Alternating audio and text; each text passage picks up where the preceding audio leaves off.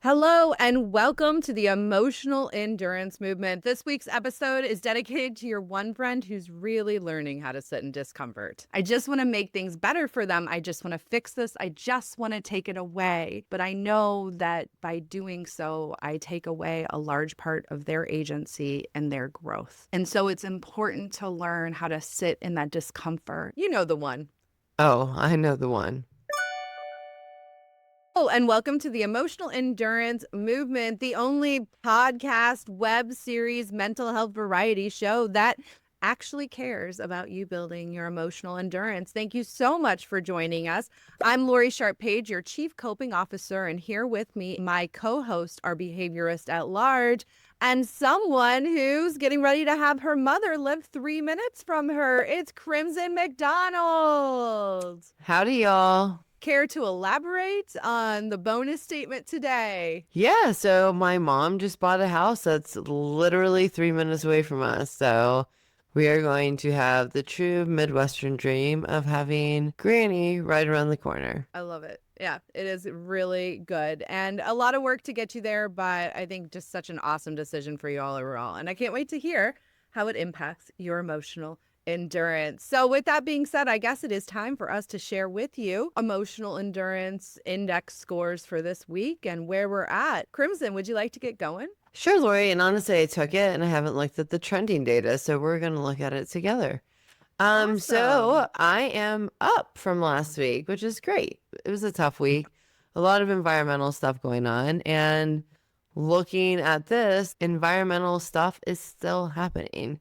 No movement on environmental efficacy. My resilience is going down. That'll happen when your environment is not conducive to your resilience. And so, yeah, so I feel like I'm doing a little bit better, but room for improvement for sure. I mean, I think that's the nature of all this. That's why we invented this tool as a means to kind of like take a neutral shot on where you are. It is interesting how the environmental stayed the same, but that self-up efficacy creeped up just a little bit. And I do think that is one of the positives that can happen when we're struggling with environmental efficacy or not feeling that support is that we can really be put in a situation where we have to build some additional skills for ourselves. Now, we don't always want to be like that. That's not always where we want to be, but it is, a little bit of a bonus of those hard, challenging times. All right, Lori. Well, now it's time to check in on you. Let's see how you're doing. Look at you. Yeah, I'm Trend still up. coming back from that pretty low start, but definitely seeing some improvement. The efficacy you can see is where I really am up, but I will say my hope and my resilience took a little dip this week. And the reason why is because I am finally getting to a place where like I'm feeling better. I'm feeling more like myself. I'm more able to move. I've been off crutches for about a week now. But the problem is like I have so much work to do, right? It's all piled up while I've been hurt. And it's really hard to do with the boot attached to me. It's a small thing, but it's like an extra 5 pounds at least. And it makes me about an inch taller on one side. Just walking across the room it's like 20-30% more expended energy. So when you're dealing with, oh gosh, I need to clean this house, it just gets really overwhelming. I can't even Really imagine. overwhelming. It's just one of those small things. Now I am healing, and I think part of the reason for the angst this week was feeling like I feel better. Now that's not 100% true. There are certain times when I really do feel the pain. So it's definitely still happening. It's just I'm not in pain all the time. I want to be back to 100%. And it really kind of messed with my hope and my resilience a little bit this week that I was not able to be 100%. Now, that being said, I will say my environment showed up for me really well this weekend, but all over this week. And that really improved things for me. And also, yesterday I had a day where I started off feeling pretty down in the dumps about everything I just told you about the boot and everything. But I found a task. I'm actually inventorying all of our groceries and our pantry and all of that, which is a project I've been working on for a while. I took the time to actually like inventory things and I was able to get through a lot, even though I wasn't moving a lot. So I think that really helped to make me feel a little bit more empowered, which is the other reason my score went up. But overall, feeling better, slowly but surely, moving up the thing. So just something I need to continue to remember. If I'm feeling down, if I'm staying stuck or still, it's often worse than if I just push myself to do something, anything, right? Right. Well, it's the Obama quote, work is the cure to a lack of hope. If you're feeling hopeless, you Yeah. just work. Yeah. And it sounds like you did that. Now I have to ask, how did you approach inventory? So this is interesting, actually. This is a whole sidebar conversation that you and I haven't had a chance to talk about.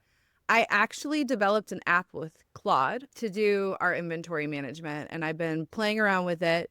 It's pretty cool. I'm able to just take a picture of our shelves and it captures the information and does a pretty decent job of counting. The more items you put in there, the harder that is.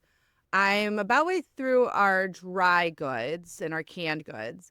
And I'm going to be starting on like our meat in our freezer and stuff like that, hopefully later today. It's still out on if the system's going to work, but I'm hopeful since I've been working on developing it over the last couple of weeks and spent a lot of time like kind of trial and erroring it. It is cool to be able to build things. I've enjoyed being able to kind of like ideate with Claude and build something. So yeah, so more to come on that, but I'm hopeful. I'm hopeful about that. Yeah, I'm just curious because what I do is, well, two steps is I'm using chat, which Claude would probably be a better application for this, but I use Claude for price analyses for some reason. But in chat, I take pictures of everything in my fridge and my pantry before I leave for the grocery store while I meal plan. And I make it document everything I have and then build a menu based off of what's already in the pantry and fridge. And then I have it build a list of what I need to buy supplemental to that. But then when I get Yeah. home from the grocery store, I put everything out on the counter and I take pictures of it and I tell chat to document what I have. So I just had to ask. I'm trying to like, I made the Claude tool so that I can export all the data. So I feel like at least, even if it doesn't work, like part of what I'm trying to do that's maybe a little different is like, I'm trying to make it so that, again, I have a very neurodivergent household. So I'd like to make it so that everybody could ultimately use it and search because we do a lot of buying things that we already have or like losing things that we've already bought. There's like a Yeah. common theme with that. And when you're trying to manage a budget, when you're trying to manage sustainability, it really does come down to like inventorying what you have. I've really enjoyed building out the pantry. I've been building it out for about a year now and more to come on all of that because that's been a fun project. But I do think the key thing is like the more stuff you have, the more you have to keep it all in your mind and no one can keep it all in their mind. So it's like finding that system, whatever it is that works for you is the key, just like coping. That's what's the key. You have to Yeah. figure out what can I do to stay organized with it. I feel hopeful. I feel excited about it. It's really cool to be able to say, this is what I need, this is what I want, and just be able to build it. I've really enjoyed that. Obviously, mindful consumption with that too, but it's been really, it really helped lift my spirits yesterday. Good. And I'm real grateful for Good. that. I had to show you real quick since we're talking about it. Let me share. So I've been making this every week and I put it on the fridge. Cool. And so that way, to your point, people don't need to ask me what they can eat. Yes, that is the perennial. Oh my gosh, Yeah. yes. And so Well, I the other pipe thing, everything from chat and make Claude make I and then love I that. stick this on the fridge so nobody can say they don't know. No, I love that. I think that's great. My kids, I've been using snackle boxes where we've got little snacks in the fridge and there's a pull-out drawer that they can get snacks. But I'm kind of thinking Smart. about as we get into the next school year, like setting up a little kids' kitchen where it's their stuff and it's available to them. But the other thing we've been doing that's been lowering my cognitive load has been really nice is we've been doing salad bar. So I got some salad bar inset kits that use ice packs to stay cold. And we've been making those once a week. And so throughout the week, now it's like, okay, now we just have to make a protein to go with the salad bar. We put the salad bar out. And I love the salad bar because I'm eating so, like, I just look at my plate and it really is like a rainbow of different things. That's So that's smart. been really fun too. So finding those little things that are helping me feel a little bit more in control because I think again one thing we don't talk about a lot when like you're hurt or when you experience trauma or grief or something difficult is like life continues on, all of that work stacks up and you got to get to it. And so as I'm coming back online, I've tried to be really intentional with what are the systems and routines, and this is a great time to kind of be resetting on what are the things that are going to help me stay healthy. This is a big lesson for me in all of this is I want to stay healthy. I really value my body and my ability to be able to run around and do things. So looking forward to getting back to that. But glad to see that we're on the continual uptick. I think this is my first time in the sixes, so pretty excited about that. Good job, Lori. Thank you. Now it's time for our insight of the week. Crimson, what do you have for us?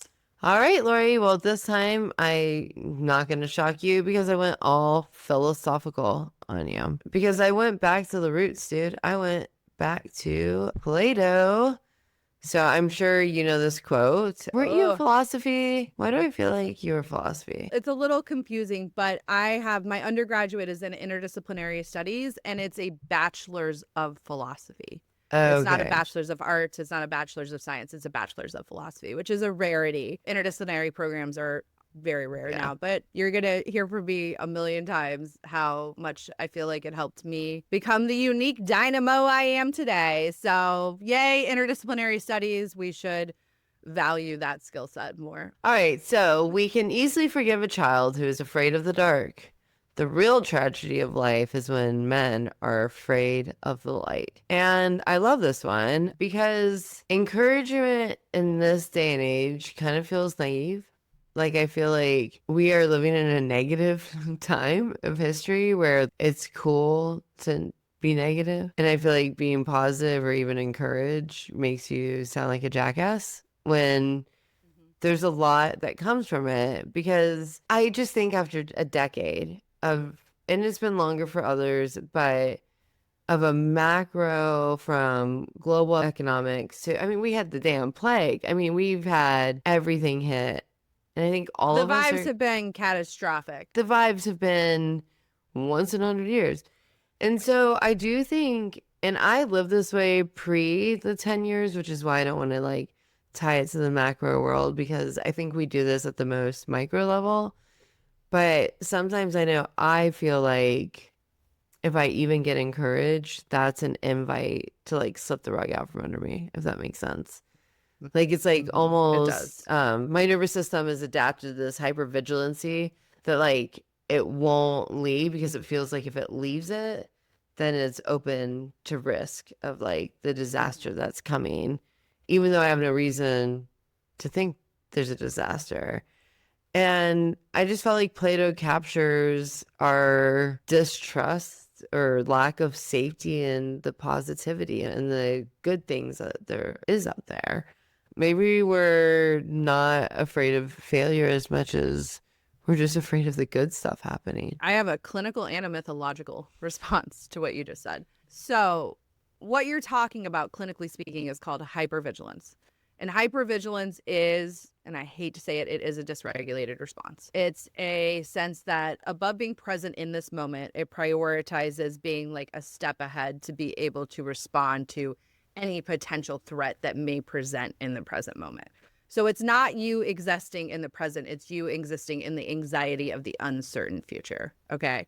Most people who have gone through any type of trauma, large or small, have this because our brain learns. It's like, well, if you get bit by a snake, you're going to be hyper vigilant for snakes, right? But sometimes you're in some type of environment where there are no snakes. Antarctica, maybe. I don't know. But for the purpose of this, there's no snakes there, right? And you're still hyper vigilant for snakes. That is a nervous system dysregulation problem. The challenge is that like life is so overstimulating and there can be such intense and traumatic consequences for things that are both within our control and outside of our control that it gets very easy to exist in this state, right? That state of hyper vigilance. I'm an expert Now at it. I would say many of us are, right? But because you practice emotional endurance, you are also an expert at shifting yourself out of it. And that is the key. It's not inherently bad or problematic. It's a way that we can process and tune ourselves to things that need attunement. But when we're existing in it all the time, it's getting in our way of actually experiencing life, which is a bummer.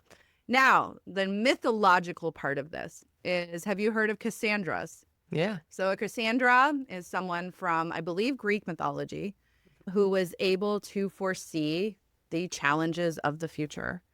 And people ignored her and did not prescribe to her. And these things would come to be. And over, she would get negatively in the mix because she had the power to see. There is a more modern understanding of Cassandras in our environment. There are people, and we are probably two of them, Crimson, so welcome to this club, Cassandra. who are able to really foresee potential bad things that can happen. The problem is that even a Cassandra is not like a great soothsayer of what will be and not be, but there is importance in our culture for people to listen to the potential outcomes and to understand it takes a certain type of brain to see how one ripple could cause many other ripples. And I think it's important to make space and to talk about these things, but they're very uncomfortable. And this is what I think Plato is talking about here, which is the discomfort of actually shining light on things and seeing what can we do to make it better. Nihilism right now is so popular because we've all collectively bought into the idea that we cannot enact change, which is not true. Right. We can see this in our history that we can enact change. We just have to organize, Do and the get it work. done.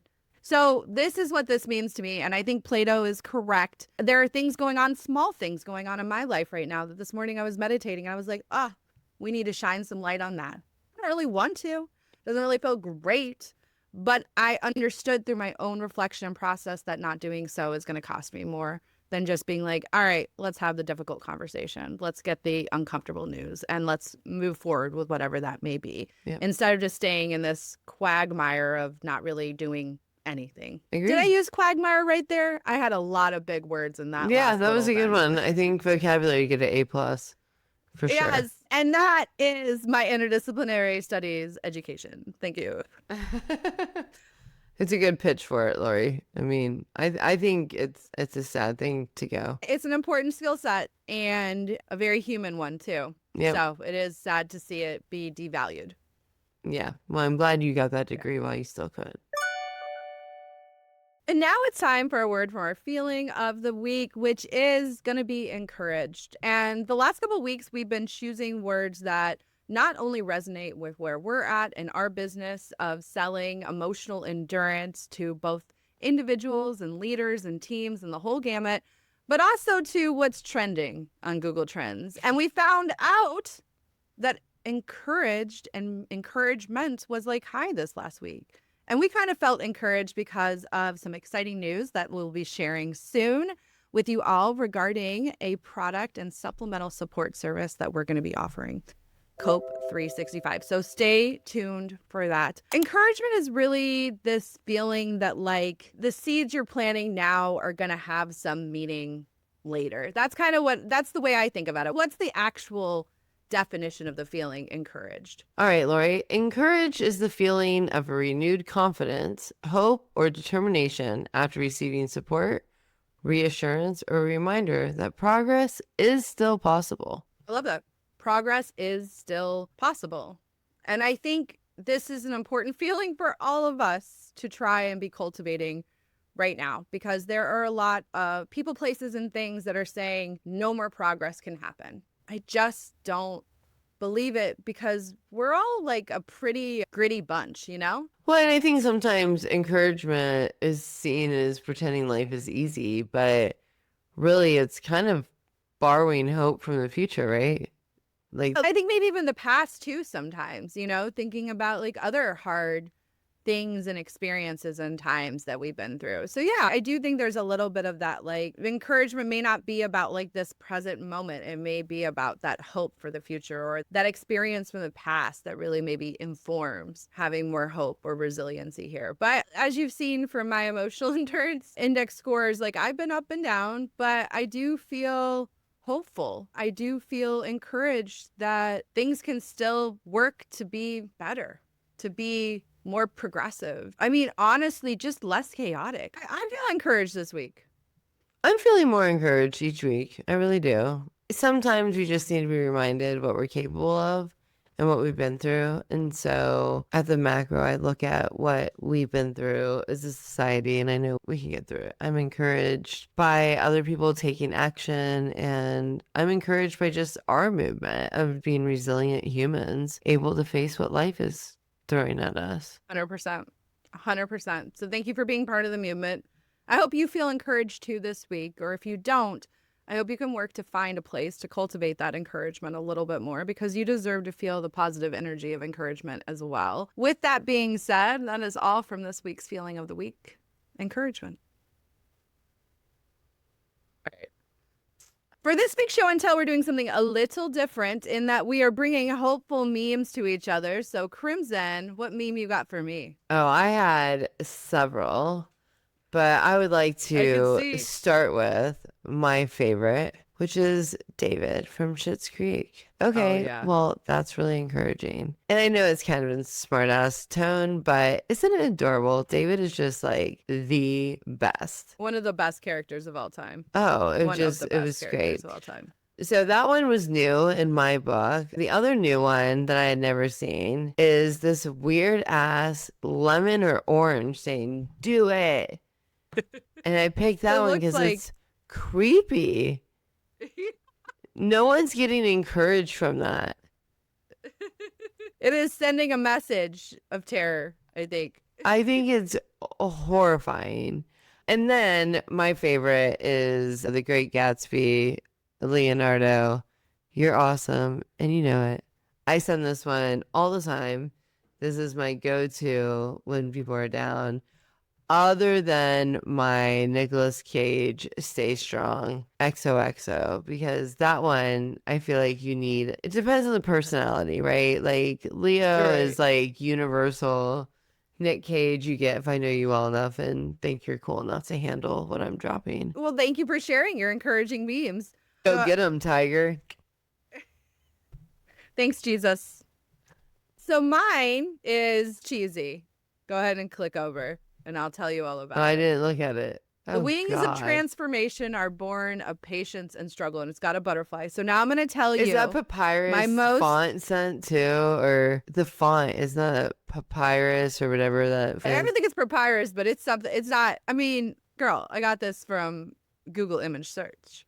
Well, it's great. It's wonderful.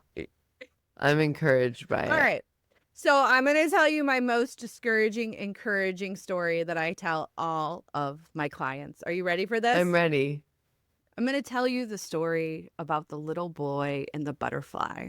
And it's going to help you understand why you have to sit in the discomfort of other people figuring their own shit out. Ready? I'm ready. Once there was a little boy who was lucky enough to get a caterpillar, and he watched his caterpillar build his beautiful cocoon and start the transition to become a butterfly.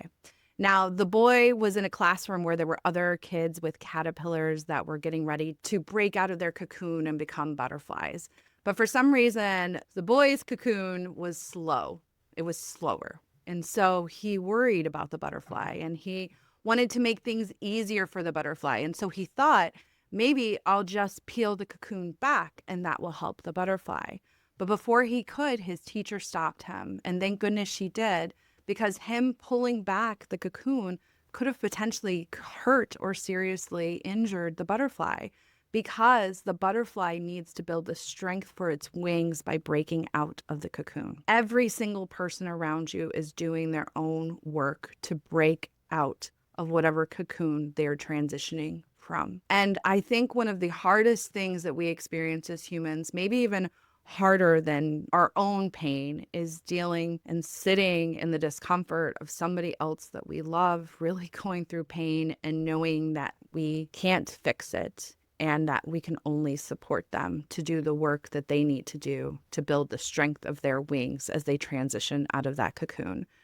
And I think a lot of us find ourselves in situations where we're wondering, I just want to make things better for them. I just want to fix this. I just want to take it away. But I know that by doing so, I take away a large part of their agency and their growth. And so it's important to learn how to sit in that discomfort and to let the caterpillar in that cocoon transform in its own pace at its own time, regardless of the discomfort that it causes you. That's actually one of the best and most important ways that we can love one another. And so I love the idea of the butterfly's wings being born of patience and struggle. I think it speaks so clearly to what we have to do to support each other. And often our own nervous systems will default to, I want to fix this. I want to take this away. I want to change this. When in reality, the most courageous, loving, supported thing we can do for that person is to sit in the fact that we can't do those things and to support them in finding ways that they can do those things for themselves. And that's my story about the boy and the butterfly.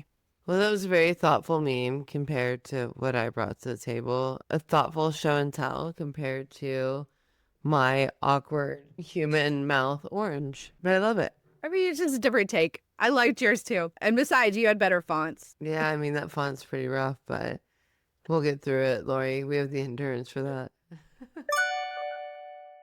And that's a perfect introduction to our skill of the week, which is how we encourage others. Oftentimes, we will think that encouraging others means changing something for them, doing something for them, fixing something for them, when often it's just really trying to support them and doing the things for themselves. So this week, we're going to do something a little different. Our game is going to be an exploration of this, where we're going to give each other a pep talk to do the things that we need to do for ourselves. So first up, Crimson has asked me to give her a pep talk about having to go into the 90+ degree heat and be in a parade this upcoming Saturday. If you've watched the podcast long enough, you know that Crimson is not a fan of parades in the high heat, and it seems like we never schedule a parade unless there is high heat. Is that correct, Crimson? That is correct, Laurie, and I am so over it. So over it. Well, let's see if we can help get you less over it and maybe more energized for it by giving you a little pep talk. Let me start with, what kind of encouragement do you need? What do you want out of this pep talk? Let me help craft it for you. I guess I need motivation to do it. Like, I don't want to go. It's going to be hot. I'm not getting paid to go. And then I had all these other people go, so I have to go because I made them all go. I mean, I have people coming from all over the state to go, and I'm making them walk in it, so I can't not walk in it. And so You're committed. You're committed. This is happening. And the heat wave's here. And the heat wave's here. It's happening during the wet bulb event, which is actually no laughing matter and probably a conversation for another time. But all right, what style would you like your pep talk in? Oh, I only take it Shame-based, cheerleader, vanilla, eccentric. eccentric. I'm going to go with that option, obviously. All right, you ready? Yeah. All right, Crimson. Parades are out of this world, and I think you know it. They're a great way to connect with the local community, and you find a lot of value in them. It's just unfortunate that they happen to only be planned for on days when you would rather just be sitting in an ice bath. Here's the thing. Even if you are too hot to really enjoy it, your presence there is priceless. You got to be really thinking about the fact that the universe is looking on to everything you're doing and how you're showing up to your community. So I know that it is a hard thing for you to have to get out there and go on a 90+ degree day, but hell, put on the hot pants and let your freak flag fly, and probably get one of those like handheld fan things, or the ones that like wrap around your neck, you know what I mean? But also don't forget about instant ice packs and things like that you can shove into all your other crooks and crevices to help keep the boob sweat or underbutt sweat down while you're dealing with the natural swamp ass that comes from going out into a parade in 90+ degree heat. I am proud of you for doing this, and I think you're going to do great. And the best thing you can do, other than trying to find some of those manual ways to stay cool, is to go out and have some fun. And that's my pep talk for you. Good job, Laurie. I like it. All right, Laurie, now it's your turn. So what issue do you need a pep talk I need to on? clean my office. It's one of the things that has really like piled up since I've been hurt. Ooh, that's hard. And then how do you want me to come at this? Like, all sweet and compassionate, all dry and logical, or just crimson it? Just crimson it. I gotta have the crimson spice. I mean, I would go with that off the menu too. Get your shit together. You can get it clean. The way you'll feel once it's clean is going to feel so amazing. There is nothing better than looking around your office and loving the space, because, I mean, it's not like you want to be working. You can be outside on a beautiful day. So you need to make your office like a little home, in a place that doesn't bring you angst because you have to clean it, but a place that brings you joy, because it's the one place your kids don't fuck with, your husband can't go fuck with. It's your spot. So it's an investment in you, Laurie. So you do so much with your house and organizing and cleaning for the kids. It's time to invest in yourself. You deserve to have a clean office. Get it together, and you'll love it once it's done. You're right. I'm tired of the angst. You're absolutely right. Well, it's on the agenda for tomorrow, so I'll keep you posted.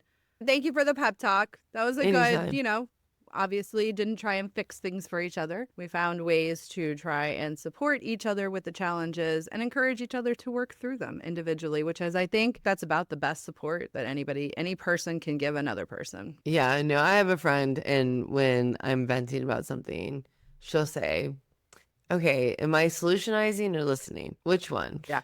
And I really Which one? appreciate it, because I do think conflict arises when someone tries to solutionize for you and you just want to vent.